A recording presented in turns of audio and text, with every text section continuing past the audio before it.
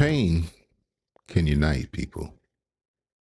Shared suffering can create empathy, identity, solidarity, and survival. But there's another possibility that people rarely discuss. What happens when victimhood stops being an experience and becomes an identity? Because history shows something very, very uncomfortable. It shows us that human beings can become psychologically attached not only to success, but also to suffering. And once an identity forms around pain, questioning that identity can feel like an attack. To be clear, suffering is real. Injustice is real. Oppression is real. Throughout history, many groups have experienced slavery, colonization, discrimination, violence, and exploitation. Acknowledging suffering honestly matters because denying real pain creates resentment, mistrust, and psychological damage. But there is another danger. Human beings build identities from stories. Stories about who we are and what happened to us and who harmed us and what the world owes us. And then over time, these stories become emotional frameworks. And emotional frameworks are powerful because they shape perception.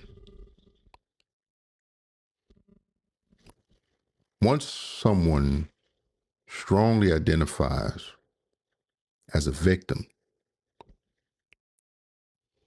almost every experience can begin filtering through that lens.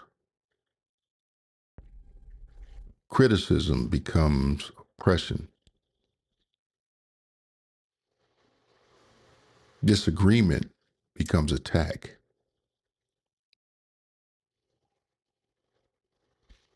Personal failure becomes external sabotage. And eventually, victimhood can become psychologically comforting. This is where the conversation becomes uncomfortable because victimhood can actually provide emotional benefits. It can remove responsibility. It can explain failure. It can create a type of moral authority. It can generate sympathy. And in modern society,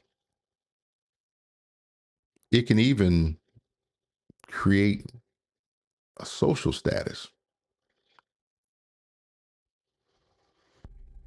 Entire systems can begin rewarding victimhood politically, socially, financially, emotionally, which creates a dangerous incentive structure because identities that people benefit from are identities people rarely abandon willingly. But there's a hidden cost.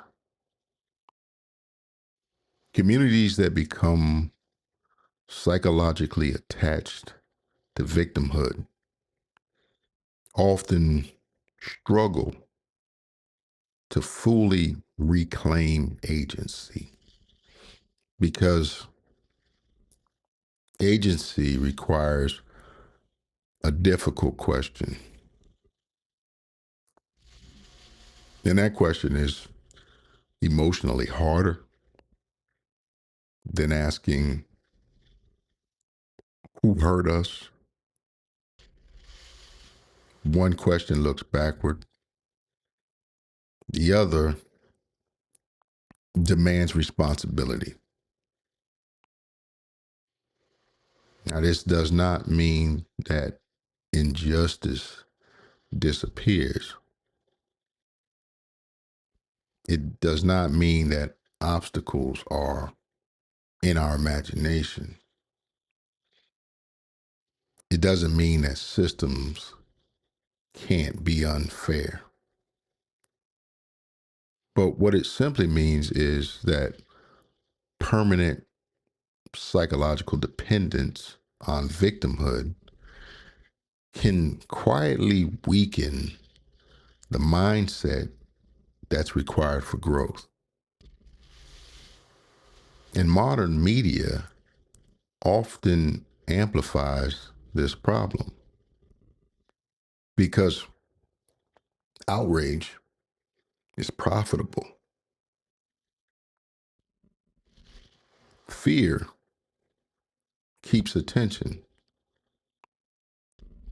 Anger drives engagement. Emotional conflict increases clicks. And over time, people can become psychologically conditioned to continuously consume narratives of helplessness and oppression. Why? Because emotionally activated audiences are easier to control. They're easier to predict. They're easier to monetize. Maybe the deeper issue is not whether suffering exists. Of course it does. Maybe the deeper issue is what happens when people begin building permanent identities around the suffering itself. Because history also shows something else. Many groups throughout history endured extraordinary oppression, but they eventually shifted their focus toward rebuilding and discipline, education, family, economic power, and cultural stability. not because the pain wasn't real, but because survival eventually requires movement. Pain deserves acknowledgement. Injustice deserves honesty. History deserves accuracy. But perhaps healing requires something more difficult: the willingness to eventually see yourself as more than what happened to you. Because once victimhood becomes identity,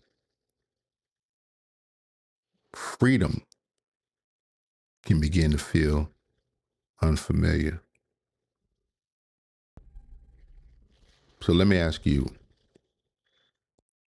at what point does remembering suffering become psychologically unhealthy? Let me know what you think.